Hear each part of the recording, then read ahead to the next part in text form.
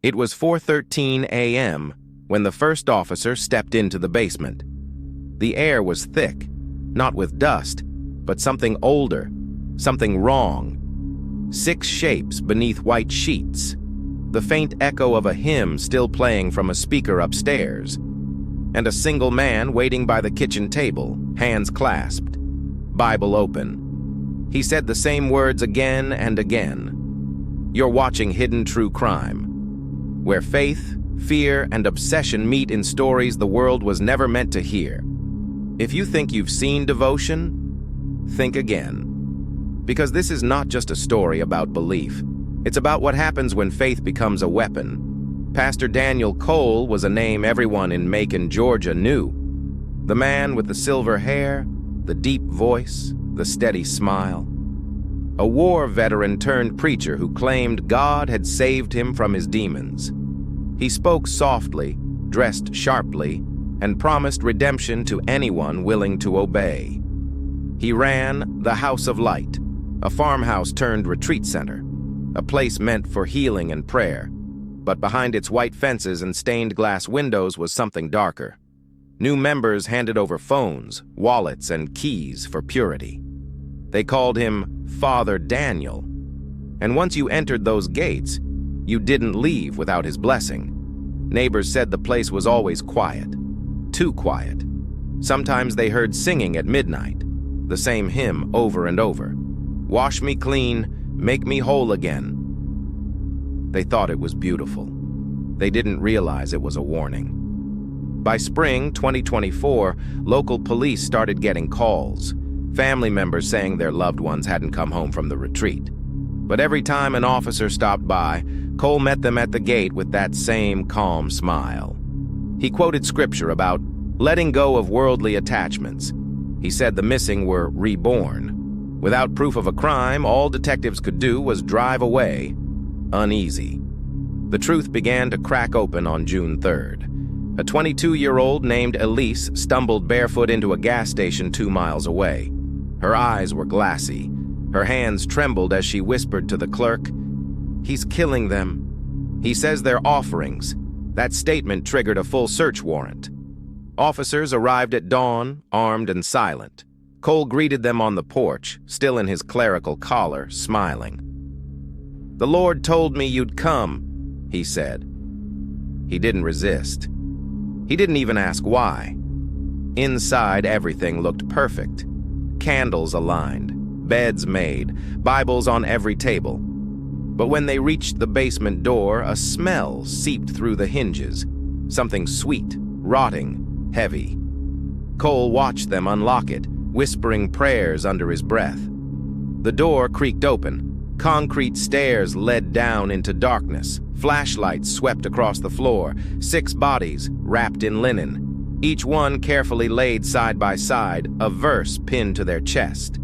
The paper was stained, the ink faded. Psalm 51, verse 7, "Purge me with hyssop and I shall be clean." Cole didn't flee. He just knelt on the kitchen floor upstairs, eyes closed, whispering, "They're pure now. They're waiting for me." When detectives searched the table, they found 6 envelopes, each sealed with a red wax cross. Inside, handwritten confessions, signed in blood. Autopsy reports confirmed it all. Every victim had been injected with a sedative mixed with potassium chloride. No struggle, no fight. He called it the gentle crossing. Each body bore a cross drawn in oil on the forehead, his version of baptism. Interrogators asked him the same question for hours. Why? He smiled faintly. "Because God told me the world is ending. Only those cleansed by my hand will rise again." He believed he was saving souls, not taking lives. Investigators found journals, hundreds of pages of revelations, dates, names, even sketches of the victims before they died. He called them chosen vessels. His handwriting shifted over time, neat at first, frantic near the end, filled with circles and symbols. It was more than delusion, it was design. One entry read, "The Lord whispers the names at night." I write them down before dawn. If I disobey, he will leave me. Experts later said it was a textbook case of religious psychosis, a man who replaced conscience with prophecy. But for those families, explanations didn't matter. Cole's followers refused to testify against him. Some even defended him outside the courthouse, holding signs that said he was chosen. They said he didn't kill, he freed. Blind faith turned into denial. Even after the photos surfaced, they still called him Father. At trial, Cole refused legal counsel. He quoted scripture instead of answering questions. When asked if he understood the charges, he said, "You can't convict a messenger of God." The courtroom fell silent. No one knew whether to pity him or fear him. The verdict came swiftly. 6 counts of first-degree murder. Life without parole. But when the judge read the sentence, Cole laughed softly. "This isn't a prison," he said. "It's a waiting room." Inside his cell, guards reported he still preached to the walls. He fasted for weeks, scribbled verses on his bed frame, prayed through the night. One morning, they found him unresponsive, heart failure. His lips were cracked, but one final message was carved into the wall. "I obeyed." The House of Light was demolished that same year. Locals said the ground never smelled right again. Elise, the sole survivor, disappeared under witness protection. She left behind a single note to investigators. It read, "He said faith was supposed to save us, but faith is what killed them." The case remains one of the most disturbing examples of spiritual delusion in U.S. history. Experts still debate whether Daniel Cole was insane, possessed, or simply evil. But the truth might be simpler. He was just a man who believed his own voice was God's.